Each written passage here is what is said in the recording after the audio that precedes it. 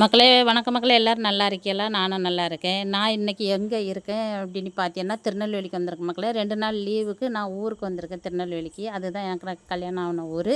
எனக்கு இந்த தண்ணியெல்லாம் பார்த்தோன்னே அவ்வளோ ஒரு சந்தோஷம் மக்களே. சின்ன பிள்ளைகள் எப்படி தண்ணிக்குள்ளே கிடந்து தத்தளிச்சுட்டு கிடக்கும், அதே போல் தான் மக்களே எனக்கு ஒரு ஆசை. ஏன் அப்படி இவ்வளோ ஒரு சந்தோஷம் அப்படின்னு பார்த்தா, எங்கள் ஊரில் தண்ணி பஞ்சம் மக்களே. கூடங்குளத்தில் தண்ணியே வர 10 நாளைக்கு ஒருக்கா தான் தண்ணி வரும்.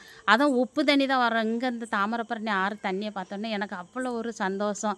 குளிக்க குளிக்க ஆசையாக இருந்து. இது எந்த கோயிலுன்னு பார்த்தா அந்த ஆறு தான். குறுக்கு தர முருகர் கோயில். நான் போன நேரத்துக்கு அடைச்சிருந்து, ஆனால் நான் கிளம்பக்கூடிய நேரத்தில் நட திறந்துருந்து சாமியும் கும்பிட்டுட்டு அங்கே அழகாக ஒரு ஃபோட்டோவும் எடுத்துகிட்டு வந்த மக்களை. இன்னொரு அதிசயம் என்னென்னா, நம்ம முத்தாரம்மன் கோயிலுக்கு வந்து முளைப்பாரி வச்சுருக்காங்க. அதை கொண்டு என்ன பண்ணுதாங்கன்னா தண்ணியில் போடுதாங்க. அந்த தண்ணியில் போட்ட உடனே அதை அந்த மீன் அங்கே ஏகப்பட்ட மீன் மக்களை பற்றியெல்லாம் அந்த இதை கொப்பளம் கொப்பளமாக வாரது வந்து மீன். எனக்கு அந்த மீனை பார்த்தோன்னா நான் அப்படி அதிர்ச்சியாக பார்க்கேன். எப்போ இந்த மீன் இங்கே இவ்வளோ மீன் கிடக்க அப்படின்ட்டு பார்க்கறதுக்கே அவ்வளோ ஒரு அழகாக இருக்குது மக்களே. எவ்வளோ கவலை இருந்தாலும் இந்த தாமிரபரணி ஆறில் குளித்தா அவ்வளோ ஒரு சந்தோஷமாக இருக்குது. ஆனால் இங்கே இந்த சைடில் இருக்கவங்களுக்கெல்லாம் நல்ல ஒரு ஜாலி மக்களே.